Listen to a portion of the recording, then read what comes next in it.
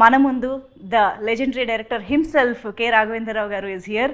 నమస్తే sir. As usual మిమ్మల్ని కలవగానే ఒక మంచి మన అనే ఫీలింగ్, ఒక పాజిటివ్ ఆరా అనేది చాలా ఈజీగా స్ప్రెడ్ చేస్తూ ఉంటారు సార్. ఆ వైబ్ ఇక్కడికి రాగానే తెలిసిపోయింది మాకు. We are just feeling it. So first of all thank you so much మాకు ఈ టైం ఇచ్చినందుకు. సో కథాసుధ యాక్చువల్లీ ఇప్పుడు కొంచెం ఒక సెన్సేషన్ లాగా అందరి నోట వినిపిస్తుంది, ఏంటి కథాసుధ అలే బరి ఉంది అని చెప్పేసి. అయితే కథాసుధ గురించి మనం డీటెయిల్డ్గా మాట్లాడుకునే ముందు సార్, ఇప్పుడు ఇంత చక్కటి ఆఫీసు, ఎంతో అద్భుతమైన ఇల్లు, ఇలాంటి ఒక పాజిటివ్ అట్మాస్ఫియర్ని, ఎన్విరాన్మెంట్ని క్రియేట్ చేసుకున్నారు కదా సార్. సో హాయిగా రిలాక్స్డ్గా టైం స్పెండ్ చేయకుండా ఎందుకు సార్ మీరు ఇంత తపనతో, తాపత్రయంతో ఒక ప్రాజెక్ట్కి నేను పర్యవేక్షణ చేయాలి, ఇంతమందికి నేను నా ఎక్స్పీరియన్స్ని షేర్ చేయాలి, ఎక్కడి నుంచి వస్తుంది సార్ ఈ తపన అసలు ఇన్ని సంవత్సరాల తర్వాత కూడా? చాలా మంచి క్వశ్చన్ అడిగామ్మా. నేను ఎప్పుడూ ఒకటి చెప్తా ఉంటానమ్మా, మన ఎలా పైకి వచ్చామనేది ఒకసారి గుర్తుంచుకోవాలి ఎప్పుడు, కింద నుంచి. అందున ఎప్పుడు మాట్లాడినా నేను వాళ్ళు ఈ పొజిషన్లో ఉండటానికి స్వర్గీయ విశ్వఖ్యాత నట సార్వభౌమ ఎన్టీ రామారావు. నా ఫస్ట్ షీల్డ్ కూడా రాజకపూర్ చేతుల మీదుగా రామారావు దగ్గర ఉండి అడవిరాముడు అనే స్టిల్ ఎప్పుడు నా దగ్గర ఉంటుందన్నమాట.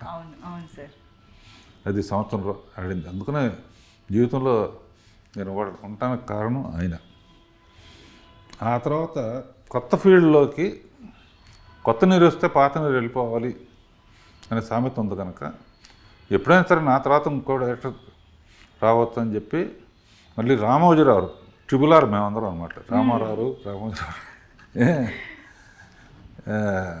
ఈటీవీకి సేఫ్టీకి బిజీ డైరెక్టర్స్ వచ్చిన తర్వాత మనం ఖాళీ అవుతాం కదా అనే ఉద్దేశంతో 25 ఏళ్ల క్రితమే శాంతినివాసం అనే సీరియల్తో రాజమౌళిని డైరెక్టర్గా పెట్టి కూడా పాన్ ఇండియా డైరెక్టర్ అయ్యాడు.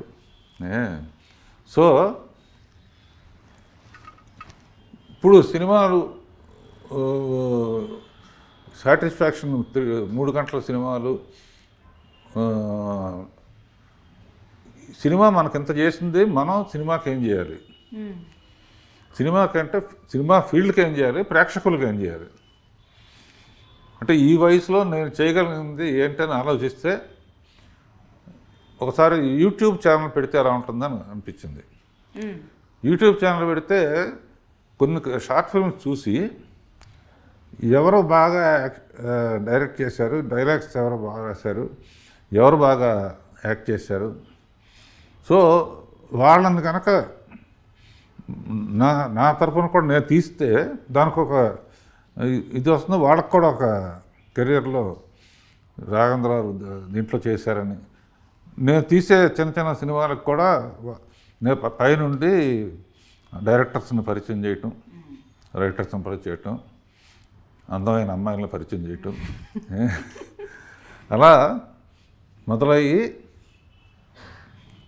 లక్కీగా నాకు మళ్ళీ ఈటీవీ నుంచే కథాసుధ అనే హాఫ్ అన్ అవర్ సినిమాలు తీస్తున్నామండి అని బాపినేడు గారును మూర్తి గారు వాళ్ళు చెప్పినప్పుడు